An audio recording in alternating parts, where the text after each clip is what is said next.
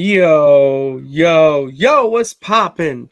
All my peeps, is I, your host with the most Renaissance man who always thinks he can, and your champion of the peeps, Patty Pitts, back again here in the Yard Streams for another edition of the Raw Rewind, part of No Nights Off.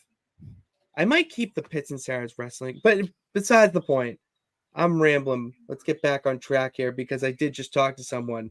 I can't be doing it alone. The person I'm talking to obviously is the best of the West that you can't forget about. Sarah Marshall, what's popping, girl? Hey,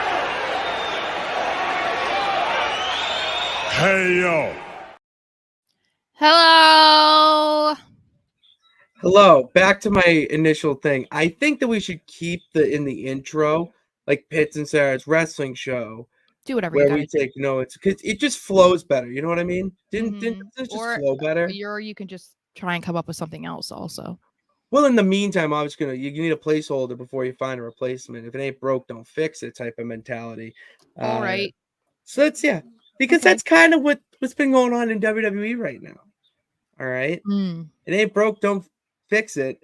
With the changes and upgrades and different people, different interactions that we're seeing.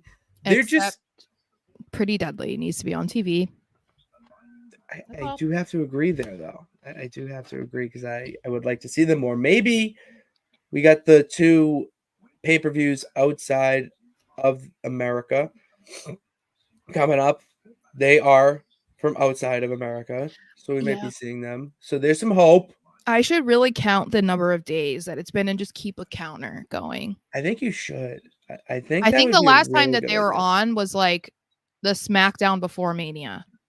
Let's get the peeps in the chat to find out that answer, please. I'm pretty sure it's the SmackDown before Mania where they were literally in that battle royal for the Andre the Giant thing. Remember? Okay. And they eliminated themselves. They were so funny. And I didn't even get to see them. I didn't get to see them at all. They didn't even get an entrance. I didn't get the disco ball. I didn't get the music. I didn't get the slow motion and the fans on the turnbuckles. I got nothing. And I was very upset about it.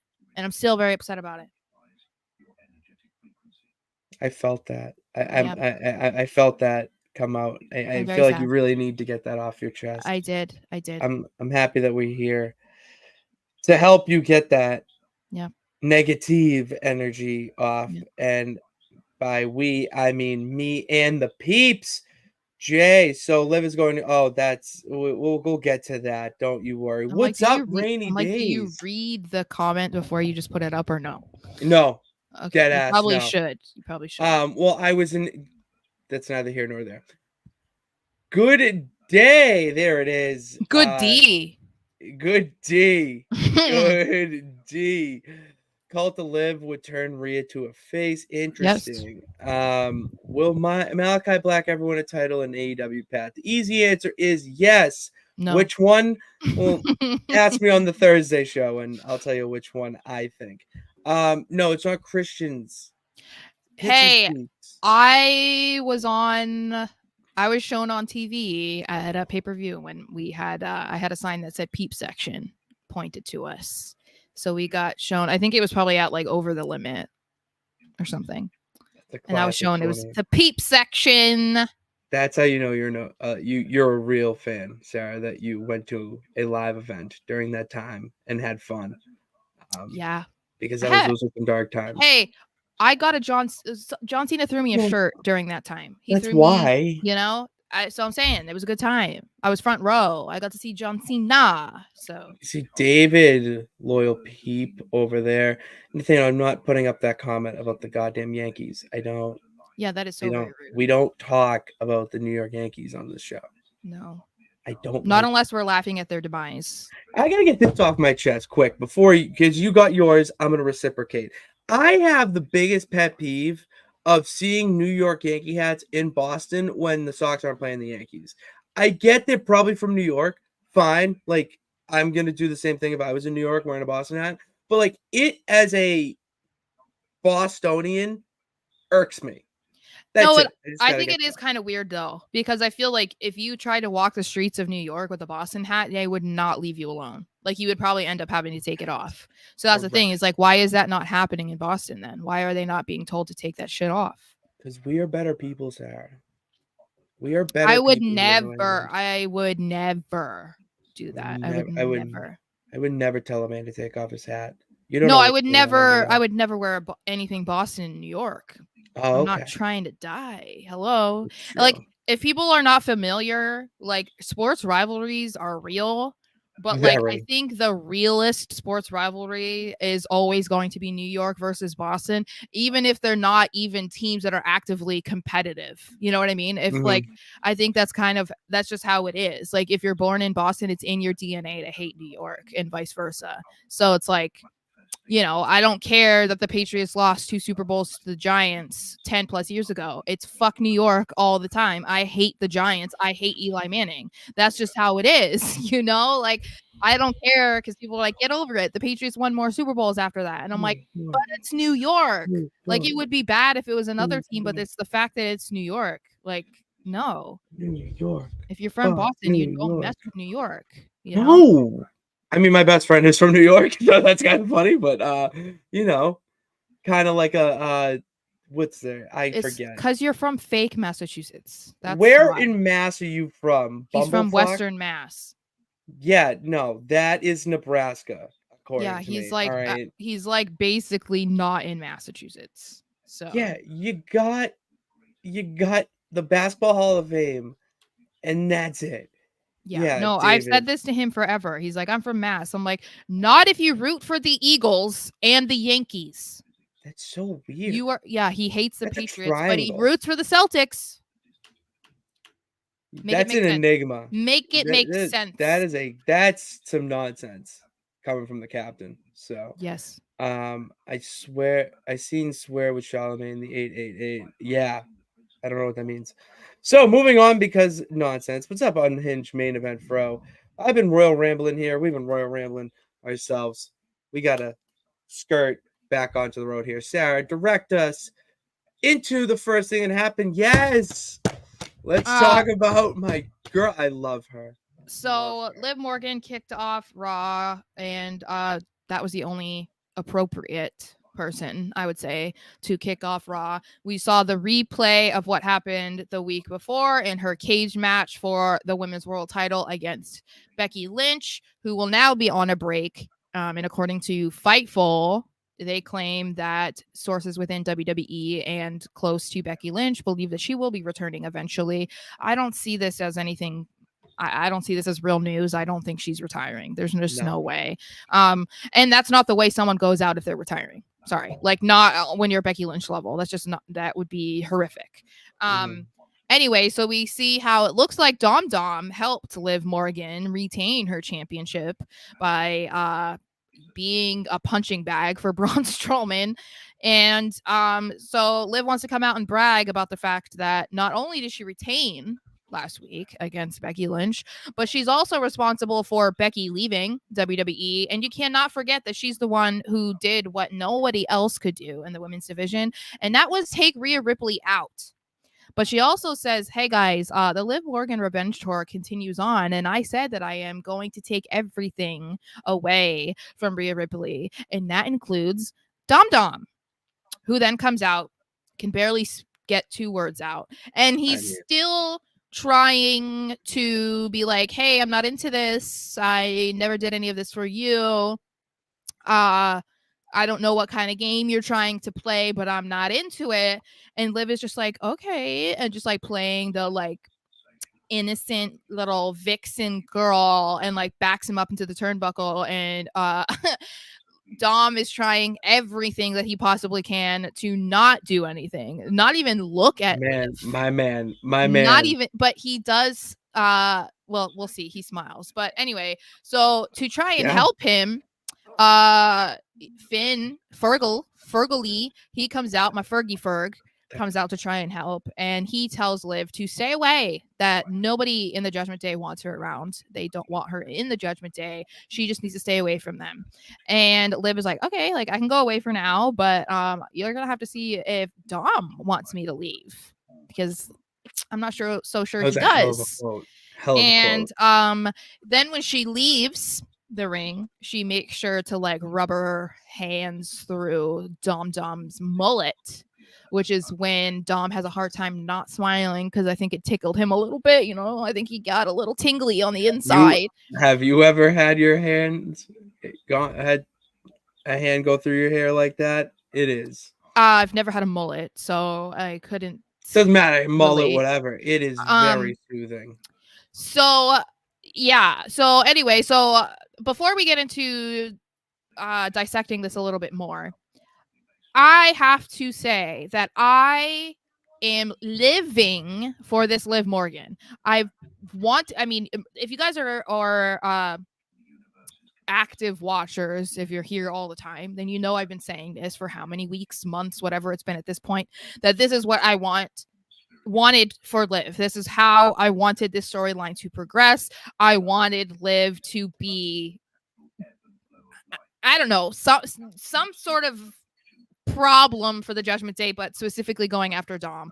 So I loved everything about this segment. I don't care that some people online had some weird, awkward reaction to it and thought it was cringe or thought it was weird. I thought it was brilliant, and I feel like if it didn't give you a little bit of like cringy feeling, then they didn't do their job well, because it's supposed to be uncomfortable. Talking to you, Mr. Anderson. From what they were trying to sell us is that Liv is into Dom, right?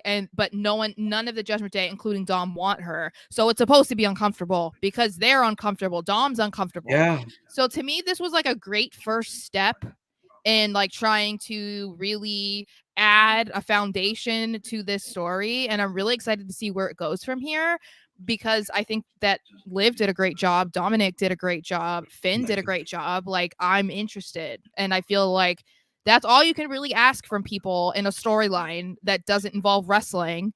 And so I thought it was odd that people were having such weird reactions to it. But they're finding it odd because it's seduction. She's trying to be flirty. She's trying to be sexual. And you can do that without just having straight up bra and panties everywhere like the old guy used to do. You can do it in movements, body language, the hair through the hands. Like, if it felt like to me, I'll give like a superhero analogy. I feel like that's where it's going. But like a Harley Quinn, like she does that, type of thing. I mean, there's so many other references I can make, but like it's very much like that, where she's trying to seduce you to get what she wants. Manipulation. There it is. That's the word. You know what else it reminded me of, though, is remember when they were trying to have Liv be like in love with Lana? Do you remember that? Like, that was so weird. It was weird.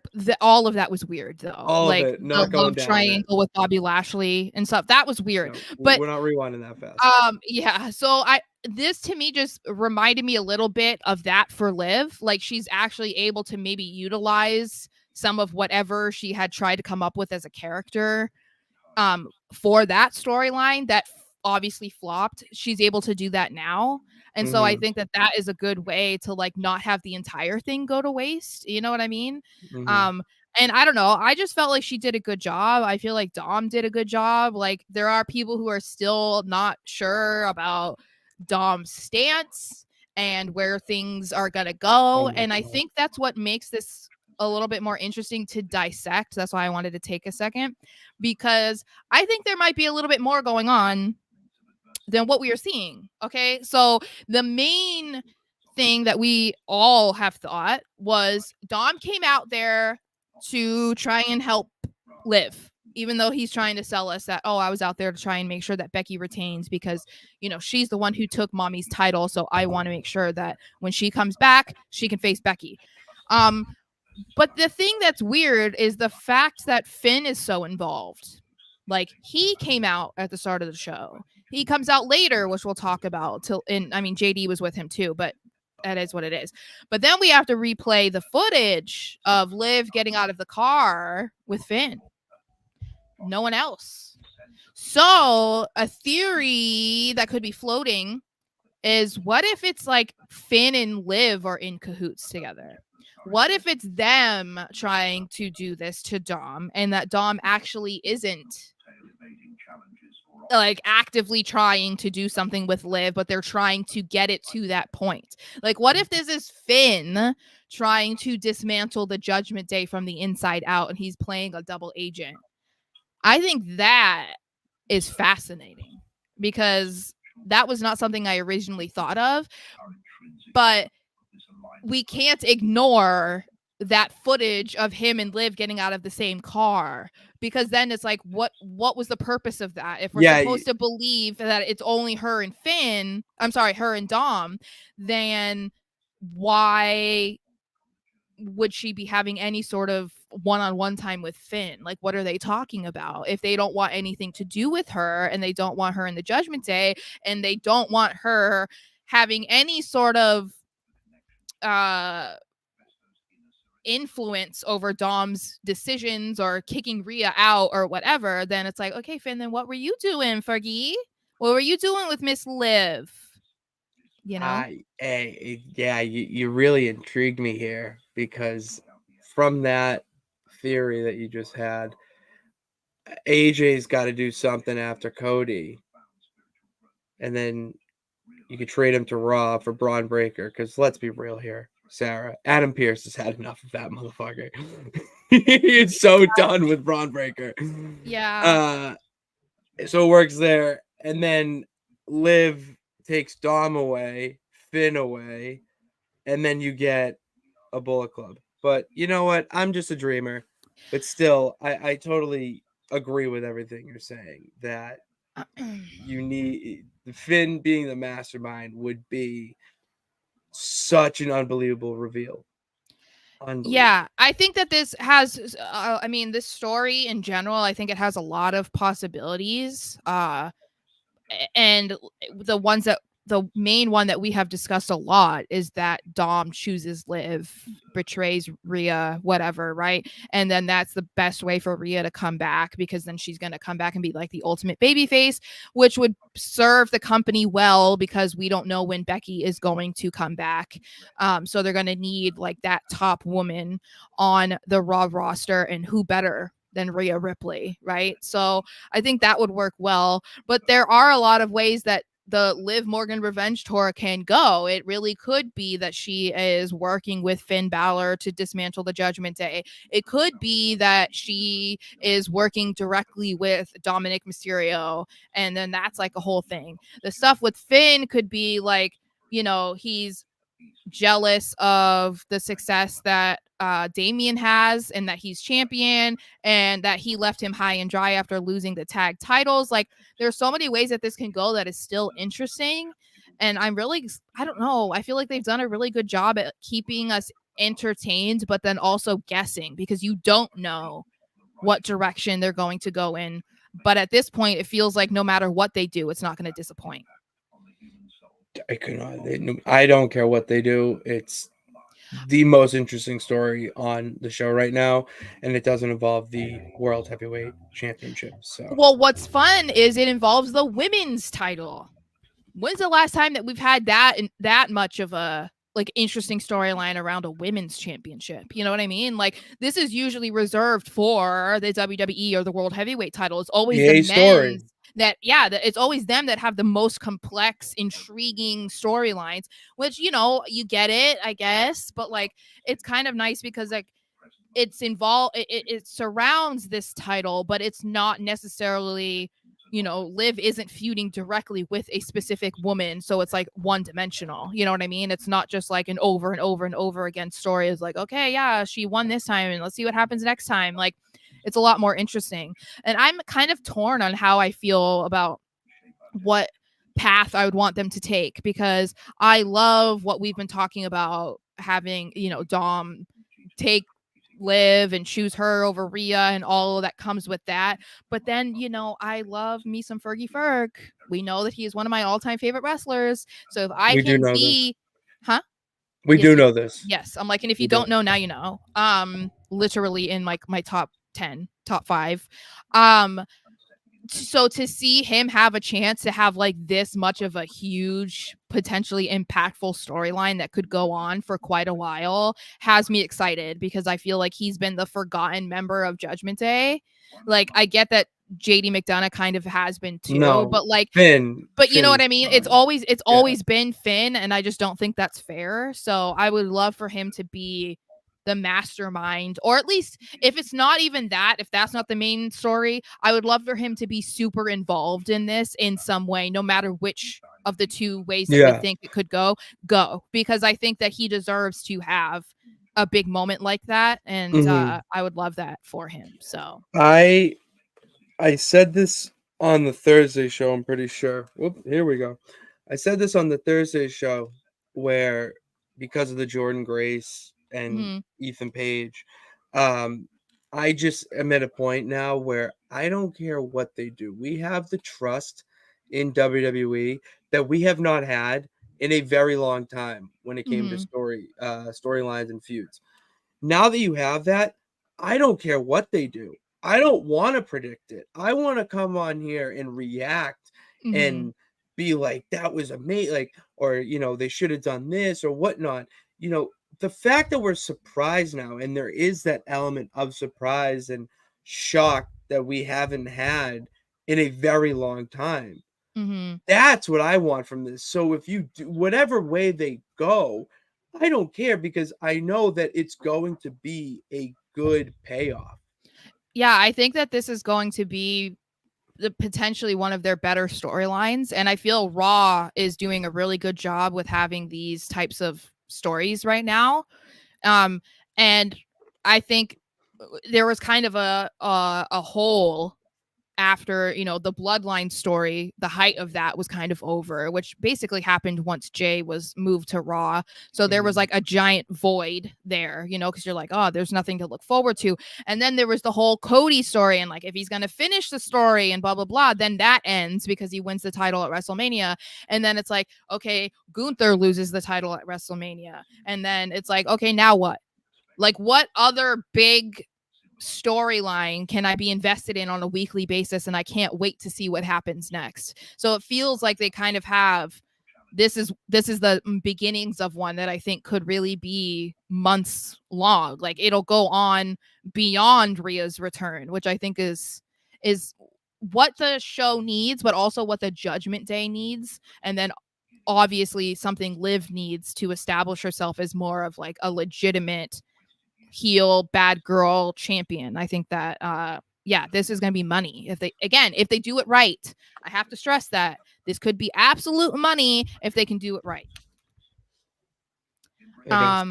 Did you want to get to comments, because I see that we have a lot? We got a ton. Thanks, guys. This is great. Like, we love this.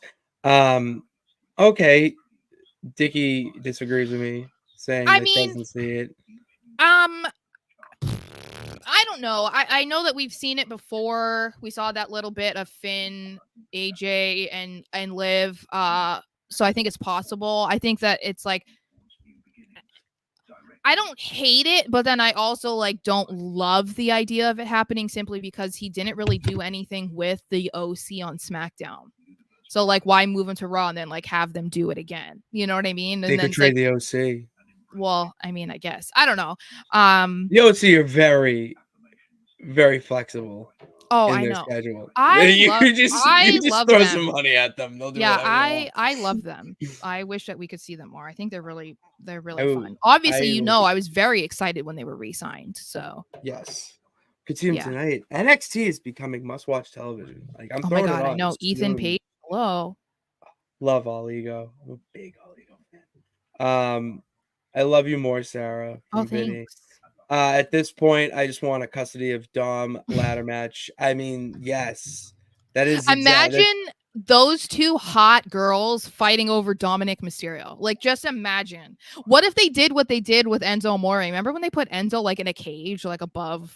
Like, wasn't he like, oh my God, imagine that's what they did to Dom too. It was like, oh, it's like a Money in the Bank briefcase match, but you have to get Dom out of the cage. And that's how safety. Yeah, that's how you get custody. She's got like a Medusa love spell. Like it's like a very Medusa look. Yeah, I like the direction that they're going in because they could have made it so that she was like, oh, like I can't believe that you did all this for me, and like make her like the damsel in distress. But I like that she's going to be the other side of that. You know what I mean? And like she's going to be the manipulator instead of the one being manipulated. I like that. R-Truth is really the forgotten member, Sarah. True, but he reminded us again last night, and then reminded us that the Miz is obsessed with Judgment Day. So that was the gaslighting by R-Truth. R-Truth needs to be on my television every Monday night. I don't care how, I don't care what he does, but god damn it, I need him because that laugh that I get is just so important. Okay, what is next? It was Sheamus versus Ludwig Kaiser, and it was a banger. I don't care what anyone says. I'm sure everyone thought it was a banger, but also if you're just now recognizing that Ludwig Kaiser is phenomenal, where were you? Where have you been? Why did it take you so long to get here? Because I saw some people being like, oh my God, Kaiser is really great. Wow. I'm like, where have you been? Where have you been? Well, how are you just noticing this now? This is the thing is like I've said before, people don't want to look beyond someone's character because if they don't like their character or it's like, oh, I'm not supposed to like them, then they don't really pay attention to how good they are on the mic or how good they are in the ring or just whatever. And then it's like once you kind of turn that off a little bit, that's when they're, oh, Kaiser's legit. And so it feels like that was an awakening for a lot of people in this match. And this is the type of wrestling that I want to see every single week. And you know why? Because it's European hard hitting. I loved that Kaiser was being his version of Gunther, smacking the crap out of Sheamus's chest, making him bleed from those chops.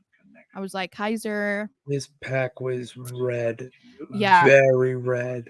I think that this is like a great direction for Sheamus too, though, because I really liked the beginning of when they had like the brawling brutes, you know, and it was supposed to be that they were these hard hitting, rough and tough, you know, and I think that really suited Sheamus, and then he kind of moved away from that as they were removing him a bit more from Pete Dunne and Ridge Holland, so.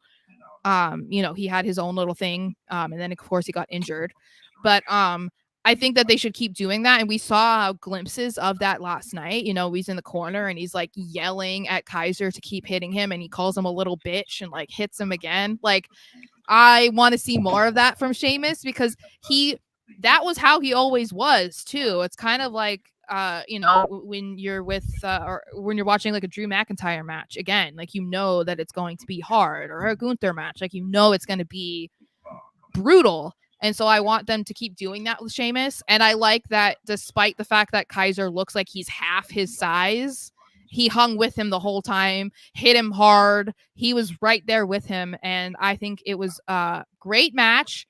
Definitely fell into that category of what Sheamus was saying, that he can someone can earn his respect if they put on a banger. That was a banger. And I think it was the right decision for Kaiser to win. He had to win. He had to win that one, and I like how he won it with the, you know, roll up, you know, both legs right after he kicks him off the second rope. What I liked about it too, because that is the way he needs to win right now against Sheamus. Where he doesn't need to be the toughest. He doesn't need to beat him with his finisher signature move. He needs to get these little wins. Like, we didn't even mention that he attacked him, or did you?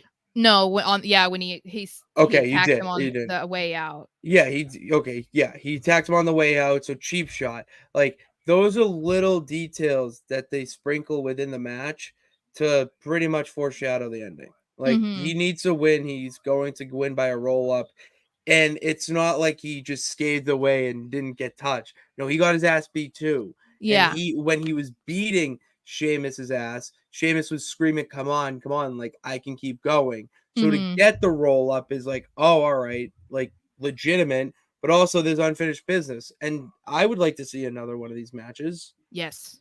So yeah, and he didn't have help because he doesn't have Giovanni Vinci, which he's off hanging out with Pretty Deadly in the abyss somewhere apparently. no, they're gonna. What if they came back and create a trio? No, it's not happening. He doesn't have hair. He can't. That's the story. They have to have him. It's like no No. makeover. No, okay. No. Then we move on to Ricochet. My guy. And then he speaks to my guy, Ilya, about what happened with Braun Breaker. And obviously Ricochet is all messed up because he's got tape on both sides of his ribs, which he then gets to see Braun Breaker. Oh, I spelled Breaker wrong. That's what I was talking about. Is my guy, by the way, not Ricochet. Oh, who's your guy? I'm a big Braun Breaker guy. Okay, then calm down. Oh my god, he's my. So anyway, so it seems, you know, there's still a little bit of tension, I would say, between Ilya and Ricochet. I think that we're probably going to keep exploring that at some point because there's a little bit of awkwardness there. But Ricochet was ready to slap that fake tan off Braun Breaker, and I was like, King, thank you for watching the show, okay? Yeah, because I say this like every single week about Braun Breaker. You do. Thank God Cora Jade is not with him anymore because she started to do that too. She started to get that Braun Breaker trade. But she's dating another Braun Breaker looking. No, I know. New York. I know. So I know. But so far, her tan isn't the same yet. We'll have to see when she comes back. We will have to see. So we see Ricochet versus Braun Breaker. I mean, you know, Braun's just out there doing his thing. I love that the back of his singlet says badass, I guess, you know. I love the wolf right here. Just whatever. I think that this is more about the fact that Braun is still, what was he saying? He can't, I just want to keep saying he can't be tamed. Like he's Miley Cyrus. He's just in his untamed era. Like he just can't be tamed, baby. Braun Breaker's in his untamed era. Yeah, his untamed Miley era. Yeah. I love the untamed era. He can't be tamed. He can't be blamed. You know, he's in that era. Yeah, he that song slaps. Can't be tamed. I know. That is Braun Breaker right now. And that was what this was about. And eventually that's why Ilya comes to help out his buddy / frenemy. I would say maybe frenemy of Ricochet. Yeah, and I think they're frenemies because I think if they wanted to, it feels like a big like Iron Man Captain America thing where like they're on the same team, but they're two very different people. Yeah. So we'll see. The whole thing with Braun Breaker is interesting and how this is going to I don't know what they're going to do with this, if he's going to be traded or what not. But I think that what they're doing with him right now is probably the best thing that they can do because they're making him look tough. And that was something that they did a really good job with in NXT because we all thought it was going to be a potentially questionable move for him to turn heel. And I think that he's almost thriving more. I think he's better as a heel, honestly, because I think the way that they had him as a babyface, he was corny. But also I don't like the corny unless you're Cody Rhodes or John Cena. That's the only type of corny babyfaces I like. But I feel like he just doesn't give off the vibe of a good guy. Like it feels like if he were to be a good guy, he would be corny, and he is. You know, because there's some baby faces that are not that bad, but no, there's some that aren't that bad, but he goes to the extreme. But he has the look of a bad guy. Like there's just like no way around it. It doesn't matter if you put him in a tie-dye singlet. Like he still doesn't seem like a good guy to me. You know, like I don't know. He's just a badass who's gonna kick your ass. I mean, his tights say it. Singlet, his ass says he's a badass. You know what I mean? So you got to take him for his word. It's on the ass. Yeah, it's literally on his ass. He is Mr. Ass. You know. Oh, that's Billy Gunn. Yeah, I know. He used to be a hottie. That guy was. Then we see Finn Balor versus Dragon Lee, which I was very excited when they announced this match because I was like, oh, we're going to get another banger. Hello, Finn Balor in singles action. Thank you. And not only that, but him and McDaddy came out together. McDummy. That's so mean. It's McDaddy. Okay. I like McDummy. No, it's McDaddy. Okay. Yeah, so this was a great match, but we know, of course, Judgment Day has to come to the save because I love Dragon Lee, but come on, Finn should not have needed help in this match. I'm sorry. But no. It's a story. You gotta I just know, yeah. but Of course he doesn't, but yes. So we see, obviously JD tries to get involved. We see Carlito come out. They end up helping Finn get the win. Thank God, because I think it was the first time in a very long time that Finn has actually won a match, especially on his own. But it seems like the bigger point to this match, as the banner says, was that Carlito needed to prove his loyalty to the Judgment Day, because when they go in the back, they're still dealing with the Braun Strowman issue, which I'm just like, I don't like Braun Strowman. I kind of love that Braun Strowman is just the giant that is following Judgment Day. It's just it's hilarious. And why do you have to pick on like the smallest one? Why do you have to pick on McDaddy? Like, why? McDumma was the first to poke the bear. But still, by the way. Yeah. But anyway, so because they haven't been able to deal with that issue, Damian is like, okay, Carlito, how about you prove your loyalty, basically, by taking on Braun Strowman in a singles match. And Carlito, you could tell, is so excited to do that. Just joking, obviously. And so we see that match happen. Judgment Day gets involved, whatever. And that's when we see Judgment Day get the one-up finally on Braun Strowman, and McDaddy leads the charge by just hitting him over and over and over again with the steel chair. And I was like, thank God, because we did not need to see a repeat of him hitting him in a chair and then just standing there like a scared little puppy. Okay? Because that's what it looked like at first that we were going to get again. I want to check this. Did you see what happened during that match too? Dominic also came out sling. Yeah, without a sling. Yeah, and Liv came out to distract Braun from touching her baby dum-dum. So does Liv's hands cure ailments? Because as soon as she touched his body, the man just throws off the sling and he's walking on sunshine. Like, I have a couple back pains, like that calm down. All right, calm down, stop being thirsty.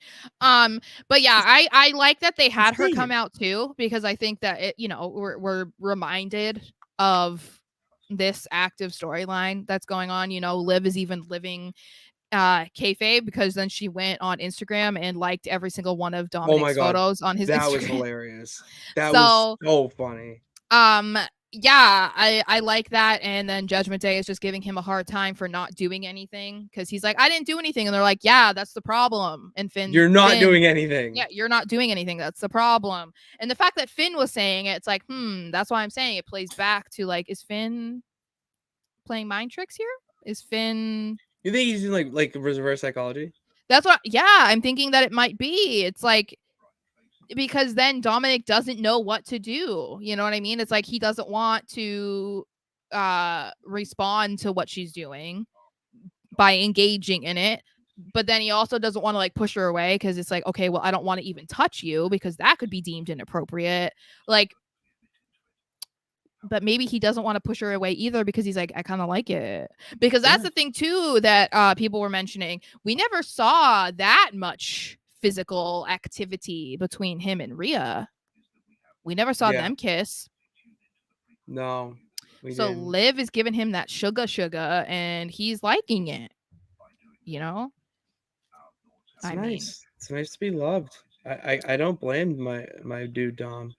Yeah, I really guess don't. So. Any comments? This one just popped up as. Yeah, you should read the comments before you click on them. I was clicking one, and then this popped up as I was hovered over another one. Okay. It was this one I wanted to. Mike has got my back. Okay, we don't care. Sarah, looking great in those glasses. I do not look like Liv. You guys are on crack. Like 2 weeks ago, you said I look like Tiffany Stratton, and now you're saying I look like Liv Morgan. I appreciate it. It is very nice of you, but stop. I do not.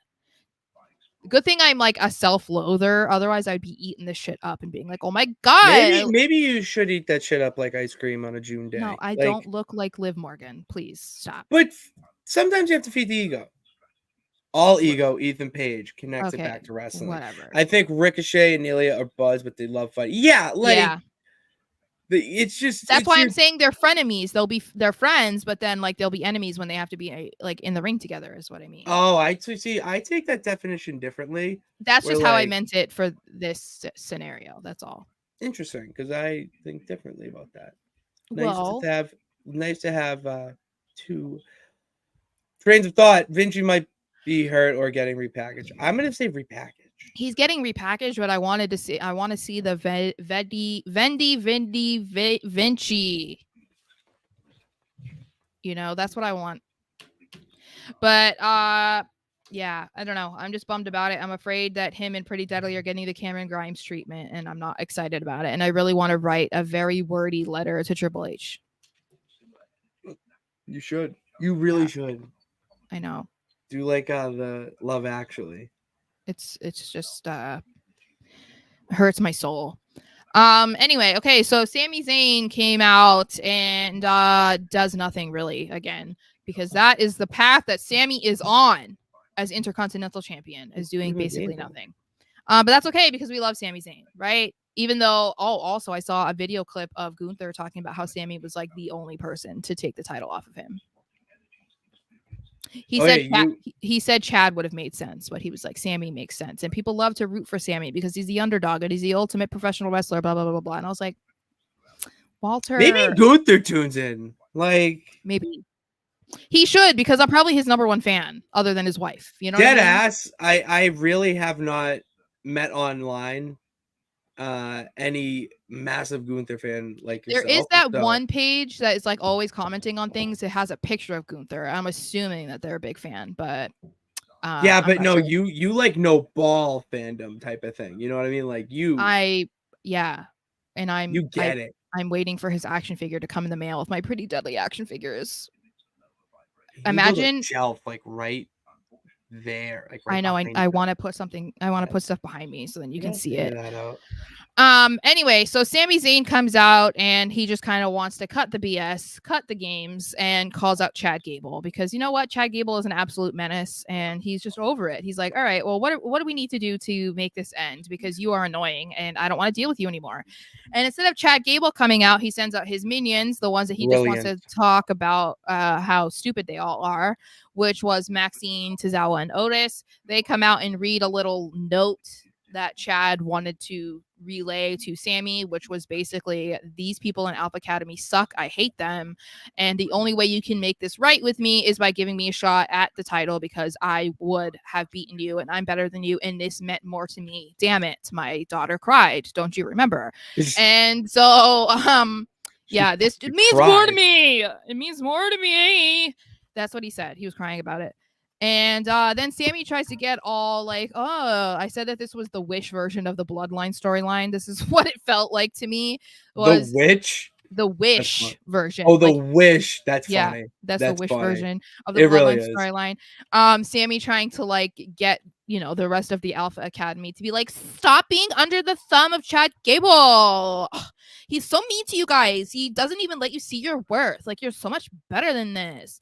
And that is when Chad is like, oh, hell no. And he breaks out and he appears in the ring and just starts beating him down. And he tries to get Otis and the rest of them to help him, which they are not interested in doing so. And that is when Chad gets physical with Otis, and Otis steps up to Gable, which one of the loudest pops of the night might have been Otis. Oh, I think it was the loudest pop of the night. Is that not insanity? That's insanity. Wild. That crowd was fire, but like, it's just kind of Hershey's a good crowd. I just was like, that was crazy. So we got a little bit of that, a little tease of that. Nothing ended up happening, of course. And then we see Chad eventually does throw Sami into Otis, who hits Maxine and falls, and so does Tozawa. And it looks like Maxine is saying, I broke my ankle. And Gable manipulates You did Otis the into believing that Sammy did that on purpose, and that is why he then just throws him down, does whatever. I don't know what he calls that move. And it looks like things are all good and dandy between the Alpha Academy. We see them all like in the backstage, and Chad is like, "You guys are great! Oh my god, you're my number one guy. Let me smooch you, Otis." He did lather a kiss on him. Yeah. And then we find out that Sammy will allow Chad Gable to get his rematch at Clash at the Castle. So, interest levels in that match on a scale of 1 to 10. Chad, Sammy, 8. Yeah. I'm going to say a 3. I'm just not interested. You know what I am interested in? I'm not interested in the result because I think Sammy's going to win. So that's why I just don't care. What I am more interested in, I guess I could give myself like a 5 or 6. Interest level is what happens with the Alpha Academy and the Creeds because of that match. That's what I'm more interested in. I'm not interested in the match, and like, Gable's not going to win, I would assume. But they're going to have a banger match. It's going to be a good match, but like, okay, I expect them to put on a good match. So that's why it's not like, to me, that's not like, okay. You know what I'm saying? Like, I'm not. I do know what you're saying. I just this is where I feel emotions. So I'm more interested to see what ends up happening because it looks like obviously the screws are coming out of how tight he has on the rest of the Alpha Academy, and it looks like they're probably going to have the Creeds come out. I want to see the Creeds do that at Clash at the Castle. That's what I want to see. I feel like that would be the place to do it because they're going to be loud as fuck. Like, that's what I want. And I feel like even though I'm not like the Creed brothers fan or whatever, I do think that would be a great place to like kickstart that because we already saw the beginning of it. We'll probably see a little bit more next week. Maybe they tease it again. Maybe we see the Creeds with Chad or whatever again. I think it would be great to fly them out to Scotland and just have them do something. But yeah, I'm with you there. Vinny gives it a 2. His excitement level. Mr. Anderson gives it a 5, and our boy Dickie says 7 interest because that's my thing. Yeah, it's more. There he is. It'll just be a good match. But see, that's why I'm saying, like, for me, like, I'm not going to give them points for that necessarily because I expect them to put on a good match. It would be more so if, like, I was like, oh, I think this could be really good and people won't think it will be, that's why it's like, but yeah, I think that Clash of the Castle is looking like it's going to be really good so far. So I'm excited about that. And then we see Karrion Kross. I am so bummed about how this new group for Karrion is just not hitting because I feel like he's in his element. I'm saying the way that people are responding to them, the Final Testament is not hitting. Yeah, because you like it, right? Oh, I do. I'm into it. Karrion is thriving. Like, this is his stuff. Like, you can tell, like, he is the most comfortable. Like, he is loving what he's doing right now. And I don't really know what they need to do. This is just, I think, the constant question with Karrion Kross is I don't know what they need to do to get people to care. And it's always a Karrion Kross problem. It's what's been the problem with him since he debuted in WWE. I don't know why people don't care. I think that he's pretty good in the ring. He's very good on the mic, like so interesting, so captivating. I just think that maybe they've gone about this the wrong way or something. I don't know. I think Karrion is just like outdoing all of them. It's almost like Karrion could have done this on his own with like Paul. He could have. Yeah, he could have done this easily. Yeah.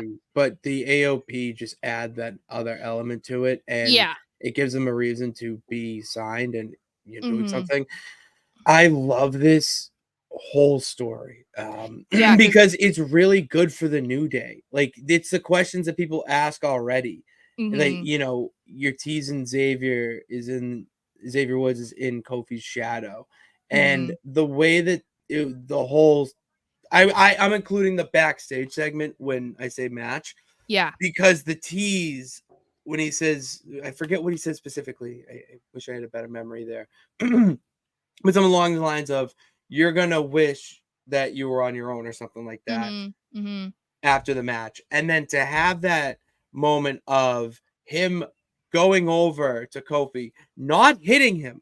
Yeah. That's a big thing that we need to remember is that he's not going in attacking him, cliche. Oh, outside. It No, was all he's doing. distraction. Yeah. It's just distraction and mind games so that when Xavier Woods does go to get the tag, he's not there because he will not be there for it. It's so well done. Yeah, and then he's It's like, "You so should have well done. listened to me." Whatever, like whatever. Exactly. Like Yeah, it's and if you realize too, just that every heel turn we've seen really in the past couple months, maybe a year, Karrion Kross is the last person they feuded before that turn. So yeah, just saying. that's what we were saying too when I think it was Drew when Drew was the one that changed or whatever. It was like he or Shinsuke. It was like one of them that was like the last one before Mhm. he came back with the final testament.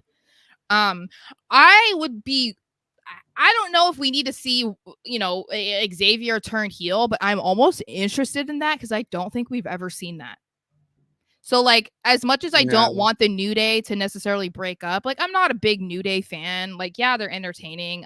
Big E was my favorite, so like, Kofi and Xavier is like God whatever. damn. Jeez. Um, what? No, I just like Big E's your favorite and he's gone. Like, I know. damn. Well, and I liked Big E when he was in NXT, so Yeah, like the I original love him. NXT. I love him So, with AJ's. um, yeah, I think that it'll be interesting to see what they do about this because I think that there does need to be a little bit of spicing things up for Kofi and Xavier, but I also feel like the New Day are still super over. And as you said earlier, if it ain't broke, don't fix it. So I don't know that New Day necessarily needs any changes, because I think that they're kind of one of those teams that is timeless. Like people love them all the time. So you don't Mhm. really need to worry, oh, like, are people going to care? Yes, they're going to care. Are they going to buy their merch? Yes, they're going to buy their merch. Like there's no concern there. So it'll be interesting to see how far they're trying to extend this because you would think that it's mostly for Karrion Kross's sake than anyone else because the New Day don't need this, but No, um I we'll see have this to being. see. Yeah, we'll have to see about this. We'll talk more about it on the Yeah. whatever. All right. Oh, there we go. Okay, and then Oh yeah, this let's was let's this was talk it such out. yeah, this was such a weird moment, and I think that we can just collectively agree that the only reason why this happened with Jey Uso was because they wanted Jey Uso on TV. I feel like they don't really know what to do with Jey right now. We've said that there's been he's not really been on Raw a whole lot. Basically since Mania, even leading up to Mania, he wasn't on a lot. So I don't know what's going on there. He's doing a lot more of like backstage interviews or maybe doing stuff in dark matches or whatever, but we're not seeing him on TV a lot. So yeah, we wanted to get that pop. We wanted that fan interaction. That's why he came out. That's why he came out through the crowd. That's why he was like interacting with the fans and whatever. But then he started talking and he's talking about the bloodline and like doing these things for his family and whatever. Dude, I don't know, like trying to like thank you for supporting me when I went out on my own. And so it's like, okay, is retirement announcement coming? no, Are yeah, I you could Yeah, that was something. Then more there was just like thankful. I would say that was just like a thankful I because think it just felt displaced to me. Like, it just felt very random and weird because I also felt like, was he going to say he was going to go back to SmackDown? Like, are you going to go help your family against the Bloodline 2.0? Like, what are we doing? I don't know. And then he just eventually reveals that he wants to be Mr. Money in the Bank, which was also very weird because no one's thinking about Money in the Bank yet. We're looking at even though Clash it's of the 4 weeks Castle. away. Yeah, but no one's thinking about it. Everyone's thinking Clash of the Castle. And also, you qualify for the Money in the Bank. You don't declare like it is the Royal Rumble. So that was also weird. He's like, I'm going to climb that ladder and I'm going to take that briefcase. Okay, but what if you don't get in the match? Like, what if you don't qualify? So this just felt like a really, I don't know, a poorly thought out segment to have Jey Uso on TV. I feel like there could have been other things that they could have done. He even could have come out if they wanted to help with the New Day because has done that in the past. Like that would have been more Yeah, it was just sensical, in my opinion. very displaced when they did announce that he was, declaring, either in the match or in a qualifying match for Money in the Bank. I was like, okay, Now I understand why he's out there, but it took way too long. And Yeah. everything that he said about the bloodline and family and stuff to me is just teasing not that it's happening soon, but that it's on the horizon, that we're going to see a bloodline civil war and that Jey Uso is going to be part of it. That's all that means. Yeah. That's why I don't take a lot of stock into that comment, but it's the thankfulness or being grateful for the fans because he's just been kind of stagnant and just being Jey Uso, but still getting over, and the Firefly stuff I think means a lot to him. So you have him go out there and just be the first one to announce that, hey, Clash of the Castle's 2 weeks away. It's next Sunday, but we still Saturday. have money. No, it's Sunday. It's on Sunday? I swear. I literally just saw it as Jordan Grace picked up the victory in NXT. I'm pretty sure it's Saturday. You can double check me, but then USA Network's wrong. So I'm pretty sure it's on Saturday, but maybe it's not. I don't know. Clash at the Castle 2024. oh my god. It's June 15th. When's June 15th? June 15th is a oh, I had Google Calendar up. What are you doing? Google Calendar. Why is this taking me forever? June 15th is a Saturday. So there you go. Then USA Network got it wrong. Okay. Well, yeah, because Clash of the Castle is June 15th. So yeah, that's really weird. I wonder why they would say oh, yeah, I don't know. Well, Battleground Sunday. Is that this Sunday though? Yes. So maybe they just is that what maybe that's the confusion there. But it said Sunday on my screen. Yeah, that's really weird. Yeah, because I'm seeing it. I'm double checking to see if it says it on the site. No. I No, don't know. it doesn't. Anyway, okay, so yeah, I don't even know what you were saying or what I need to respond to. I got so confused because I was trying to look that up. But yeah. Okay, this is just something that we can briefly talk about. Oh wait, I forgot to mention one thing. Darn it. Oh, what'd you forget to mention, Sarah? No, hold on. Oh. A match is gonna slap. Hold on 1 second. Okay. So anyway, so then we see a backstage interview with Lyra Valkyria, who was asked about, Becky and losing her or not winning back her title last week, and now we're thinking that Becky is taking time off, blah blah blah. And as one of Lyra's mentors, how does she feel about it? And she just goes on about how, she'd really hopes that Becky goes on and, she'll be back eventually, but she can take this break, blah, blah, blah. Kind of wants to avenge Becky's loss with going against Liv Morgan. And that's when we see Lyra, Io Sky, who is still going crazy apparently from 2 weeks ago. Oh, she's a lunatic. Yeah, she's an absolute lunatic right now. She attacks Lyra. So we're just seeing the continuation of Io having a mental breakdown because not only has she lost her title, but then she also lost the Queen of the Ring tournament match against Lyra. So I'm kind of interested to see what all of this is going to become, because I'm very confused about it right now. I think Lyra and Io I'm fine with that feud. I feel like they put on such a good match together that I'm like, I don't care. Like, I don't care how many matches you guys have. Like, it's going to be killer every time. Yeah. I'm just more so like, okay, what are we going to be doing with Io? Like, what is the end game with this? And I think that's hard to tell right now. It's just, yeah, she's floating. She is floating, and it seems just like a grudge feud to have. Mm-hmm. I don't really, I am with you. I don't really care about how we're getting there, but the fact that we're going to get Lyra Valkyria versus Io Sky, you know what? I'm for it. Fine. Yeah. Watch it. I mean, I think it's like, kind of been one of those, or actually it's been a while, I feel like, since we've had someone be so upset about losing a match that was like the basis for their hatred for somebody else.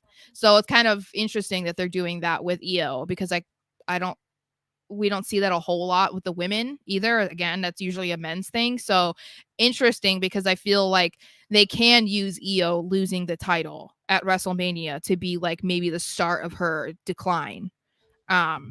So how this goes, I think, will be interesting, but I do like it. I think that they could have an interesting feud, and we know that it's going to be great. So like, all right, that's fine. This is what I want to make sure. So we saw that Bianca. I saw this. Yes, Sara. Yes, Good shit. Bianca and Jade were on Raw because they are supposed to be putting their tag team titles on the line against Zoe Stark and Shayna Baszler, and so they decided to show up on Raw for the first time in, I don't know, has it been since Mania, or like the second time since Mania? I don't know. They've been spending all of their time on SmackDown, and so Zoe and Shayna come out and call them out about it and say, kind of feels like you've been avoiding us, and that's why you haven't been coming to Raw. Like, what's up with that? You're supposed to be going to both shows, or all 3 shows technically, but you've been just staying on SmackDown. Is there a reason for that? And they get a little saucy with each other, and that is when the Unholy Union, which is Alba Fire and Isla Dawn, Queen Isla, might I say, they come out and attack and let their presences be known, okay? Because they're like, hey, you know what? We've been waiting way too long to get our shot. And you know what else? We are Scottish. We are going to Scotland for Clash of the Castle. You cannot have that show and not have all of your Scots on the show. And so they are making their presence known, because they're like, you know what? We deserve to have a tag team title shot at Clash of the Castle. And if we're going to do it, make it a triple threat. I am here for it. Make it a triple threat women's match. I think that is killer. And I think it's like, you can tell that they're trying to get as many of the people from Scotland or whatever that are Europeans and have maybe ties to Scotland. They're trying to get them on the show. And so it only seems fair that they do that for Alba and Isla. So I am for this. I want them to keep using them.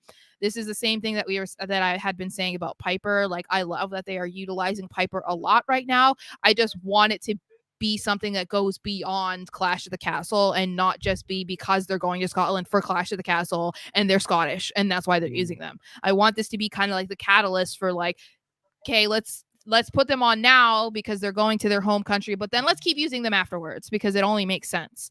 So I would love to see this. I would love this to be a triple threat. I could not agree more. I yield to redundancy because I just want to see it. I love the attack last night. Why not make it a triple threat? That would get the crowd very into the match. And it also legitimizes Bianca and Jade as a tag team. Like, they are insane, girl. Like, they are wild in the ring.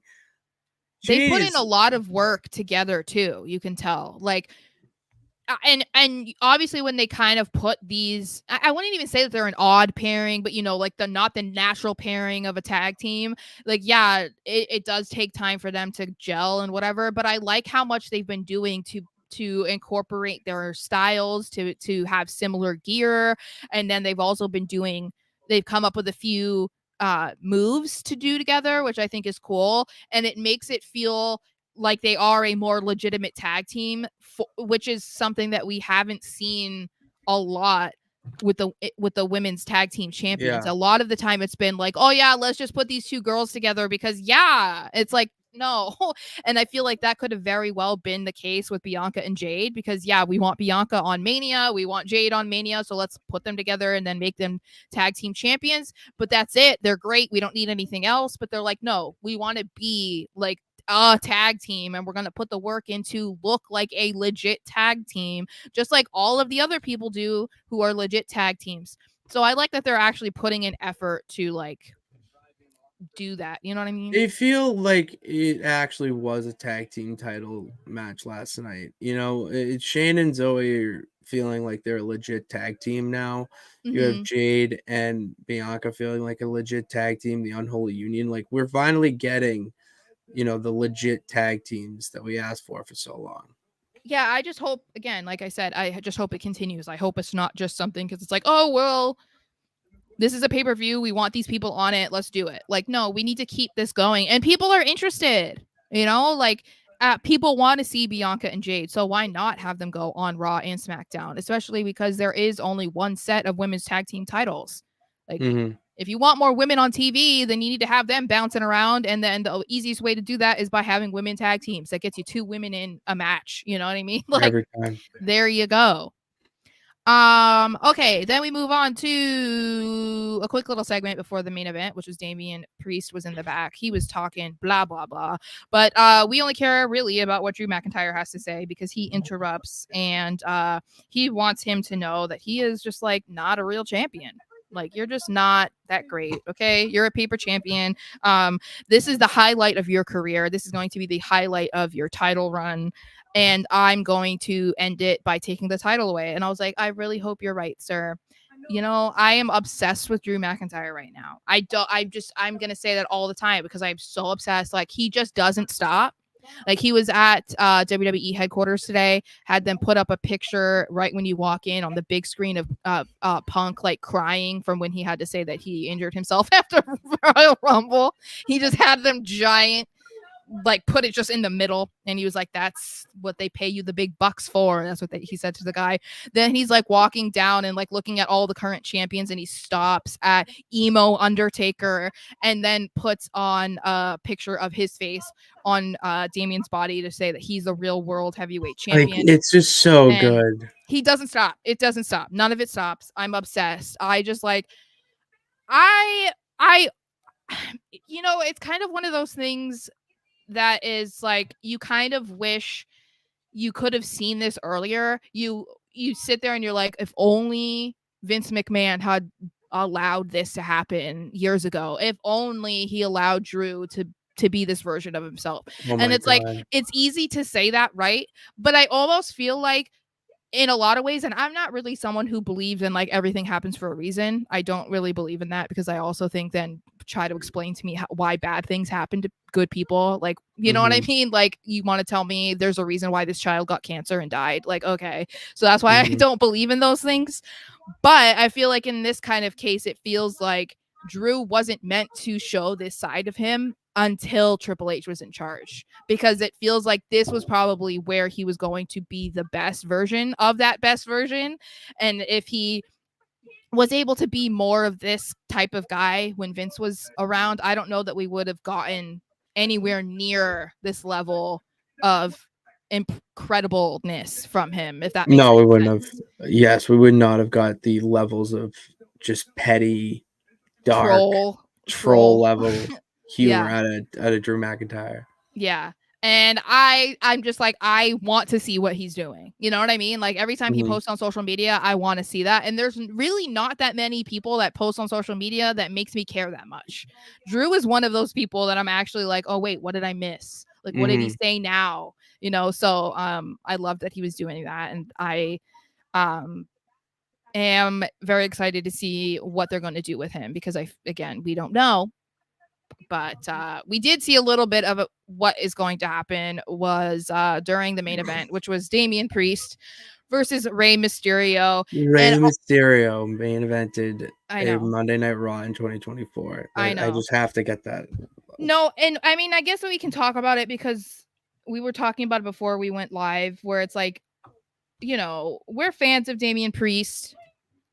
And we respect the man. We were happy, kind of, for him. I'm saying kind of because I was only kind of happy for him to win at WrestleMania. But so far, I'm just not loving his title run. And it's not necessarily his fault. I'm just not into it. I think that it's because I think the timing of it was weird.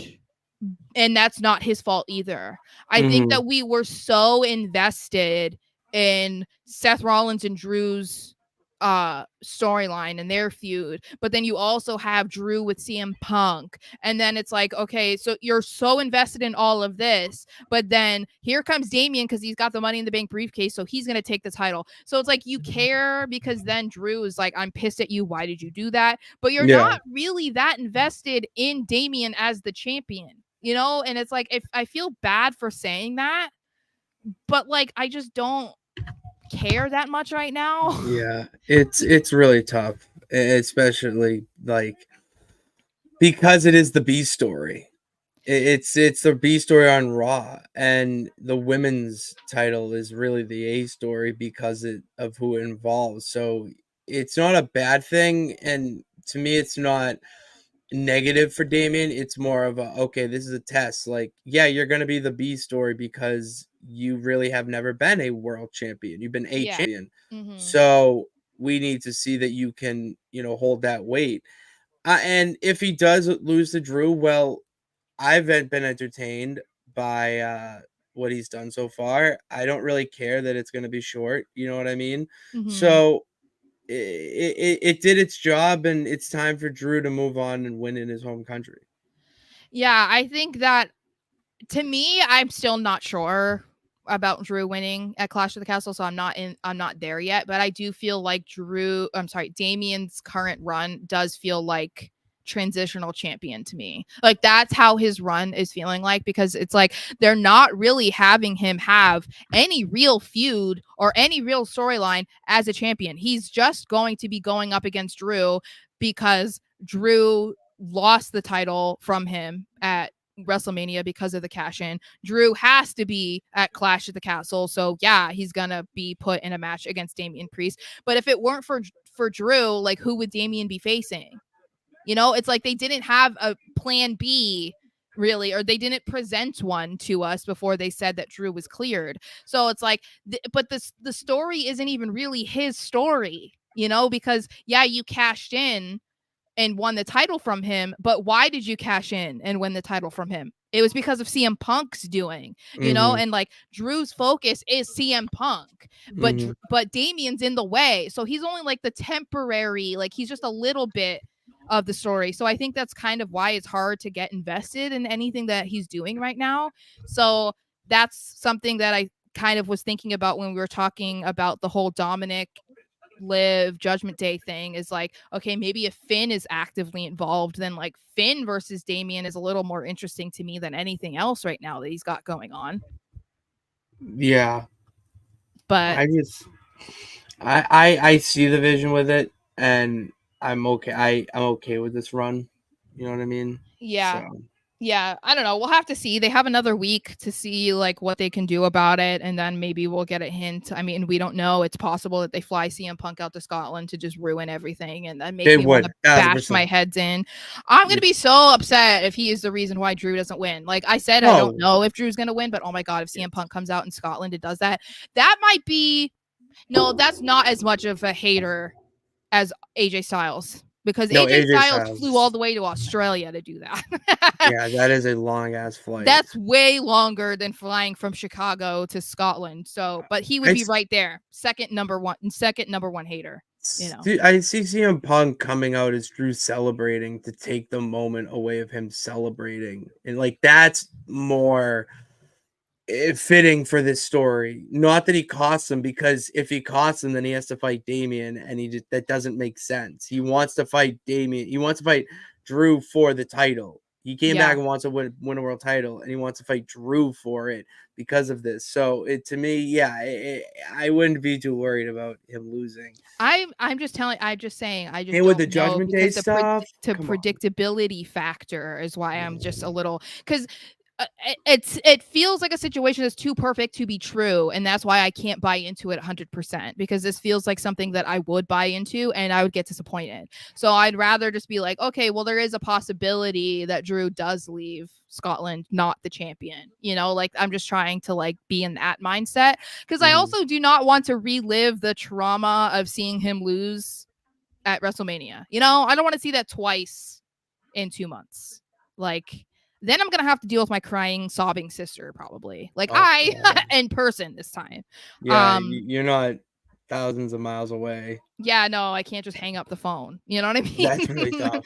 You shut the door. Yeah, I guess I could go in my room and just be like, ghosts. Yeah. So we'll see. But yeah, I don't know. But yeah, that was Raw. And Vinny is talking in the comments if you want to go to him, because he's the only one here now. Dude, after all these years of hard work for Drew. That's why I'm telling you, at least they had him win at Mania. They wanted him to be able to have the title, to win in front of, a WrestleMania crowd, get that moment. He beat a legitimate person in Seth Rollins. And that might be the only time. Oh, okay, you are here. I just meant that Vinny was the only one talking. But I think also we don't know if Drew is ever going to win again at WrestleMania. Like, I don't know if he'll ever win a title or At retain a WrestleMania, title. yes. Yeah, That we I don't. agree. Well, I'm just saying we don't know.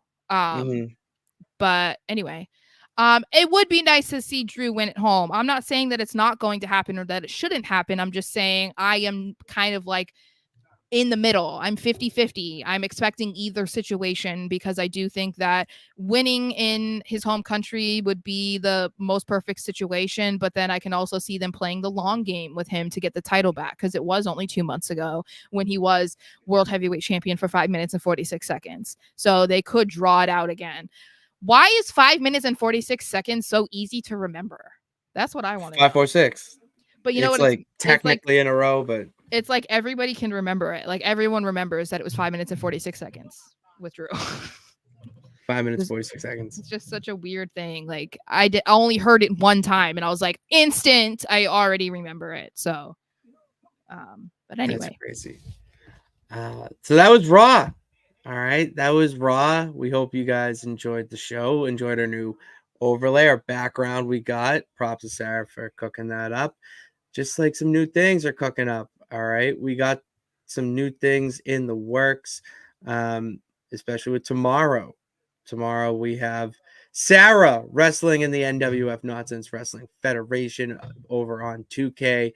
I'm streaming that. Sara, it's your debut on Raw. Oh my gosh. Like, yeah, way to connect it to this show. Mm-hmm. It's your debut on Raw. I need to find Judgment Day. Well, you already ran into Becky Lynch. I need to find Fergal and McDaddy.